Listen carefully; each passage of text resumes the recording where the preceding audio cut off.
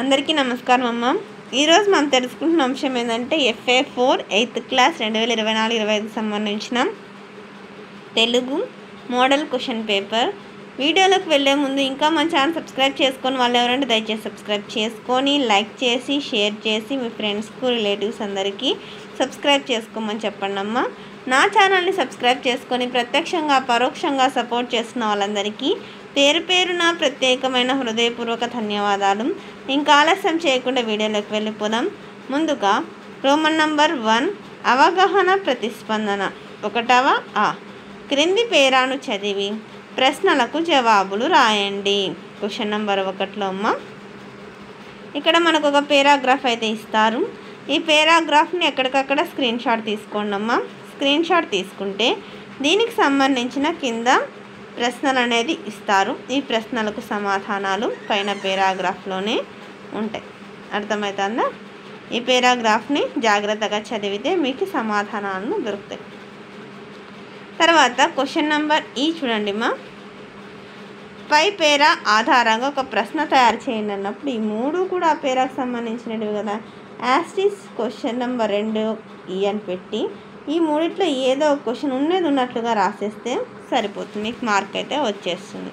తర్వాత రోమన్ 2 వ్యక్తీకరణ సృజనాత్మకతకు సంబంధించి 2వ ఆ క్రింది ప్రశ్నలకు 4 లేదా 5 వాక్యాల్లో సమాధానాలను రాయండి. క్వశ్చన్ నెంబర్ 2 ఆతిథ్యం పాఠ్యభాగ కవి తిక్కన గారి గురించి మీకు తెలిసిన విషయాలను రాయండి. క్వశ్చన్ నెంబర్ 3 భువన విజయ సభలో మీరు సామాన్యులు కారు రామకృష్ణ అని భట్టుమూర్తి ఎందుకన్నాడో రాయండి.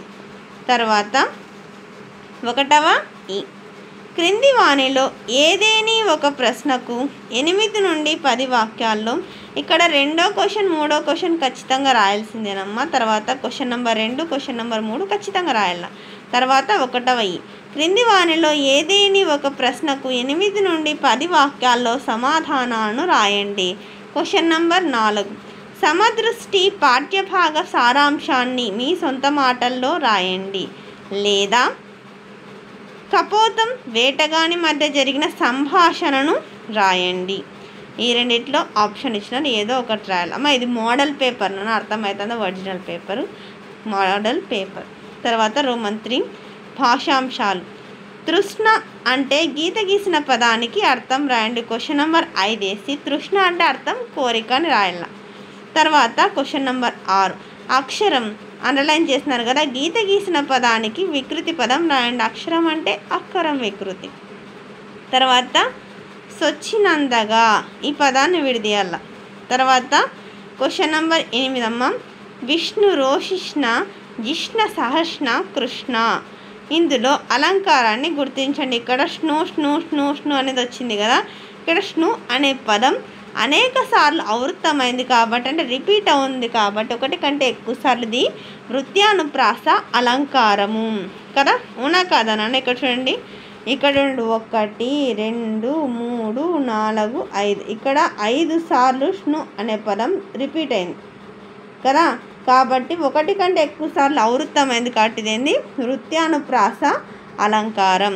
అందరికీ ధన్యవాదాలమ్మా. ఇంకా మన ఛానల్ సబ్స్క్రైబ్ చేసుకొని వాళ్ళు ఎవరంటే దయచేసి సబ్స్క్రైబ్ చేసుకొని లైక్ చేసి షేర్ చేసి మీ ఫ్రెండ్స్కు రిలేటివ్స్ అందరికీ సబ్స్క్రైబ్ చేసుకోమని చెప్పండి.